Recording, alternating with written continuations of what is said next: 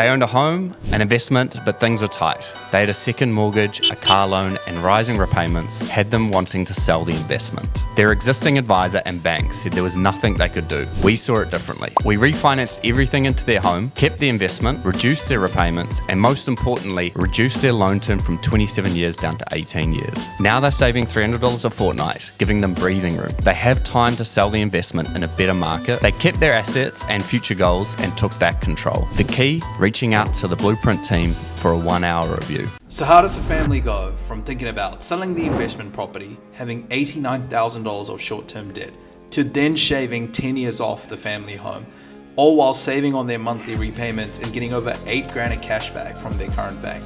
Well, New Zealand, this is exactly how we did it for them, so stay tuned. This one's going to be an exciting one. Let's get into it. So over here, we've got a family of 4. Over here, the fixed expenses are there. So things like rates, insurance, that sort of thing. We've got their annual incomes over here. So they're on pretty good income. They've also got $650 a week as rental income coming in. And here we've joined the 2 mortgages, the owner occupied and the investment property. They also have some short-term debt built up of a car loan and a debt consolidation loan, along with a $5,000 credit card limit. Now we're going to stress test them and see how things would look if interest rates were to hit 7.1% again. We've got the net incomes over here from work. So this is what they're getting in the hand from work after tax. We've taken about 72 to 75% of the rental income that they receive. We just haven't pinged them over here for rates and insurance regarding the rental. We also scale it back a little bit more for maintenance. So in the hand, 14,647 arrives on a monthly basis. And then we divide their expenses into 4 categories. One is what costs the husband and wife to be able to live, breathe, and just do the basic necessities. And over here, we've got 2 cars in the family, $250 per car, $500 a month, not for gas for cars, more for the random WAF bill that might come at $3,000. And for the kids, we've got $400 per child, so $800 a month for the kids. Then we've added up all of these direct debits that would leave their account, sports, rates, insurances, life insurance, and summing it up at $4,377 a month, or just over $1,000 a week is what it costs this family to sustain. So everything all good here, and this is where we run into a bit of trouble. The existing mortgage, we're testing it at 7.1%, so that's $8,105 a month, leaving the bill for the mortgage. And then we've got 3% of the credit card limit that we're taking as an expense, and then there are 2 short-term loans which have very small terms and high interest rates. That's at $1,891 per month. So you can see they only have $124 left over a month. This is coming in, and then this is going out, leaving them pretty exposed to a bad situation, provided the economy goes into the same sort of 7.1% rate. Looking forward to the equity position. So they bought the house for $632 and now it's worth $1,080,000. The rental they bought for $595, well, it's $650 now. So they don't really know if they want to sell it or not, because obviously it hasn't made enough of a gain. And when you take away the lawyer, agent, marketing, and all that sort of fee, the client doesn't really win in the situation. But they have about $113,000 of equity here. Looking at their current repayments, they've got this rental property over here on interest only at 6.89. The family home is on P&I of $606,000, and that's costing them $1,674 and 5.99. And then they've got these 2 small loans, which not really are small if you join them up, and it's car loan and the debt consolidation fortnightly at $415 and $460. So $4,139 a fortnight is leaving the account. Right, so pretty tough, because they're feeling tough right now as if their mortgage rates are at 7.1%, even though rates are in the late 4s. So what we're going to do is we're going to see that, okay, they've got $113K of equity and they've got $89K of short-term debt, so they could just consolidate this for now.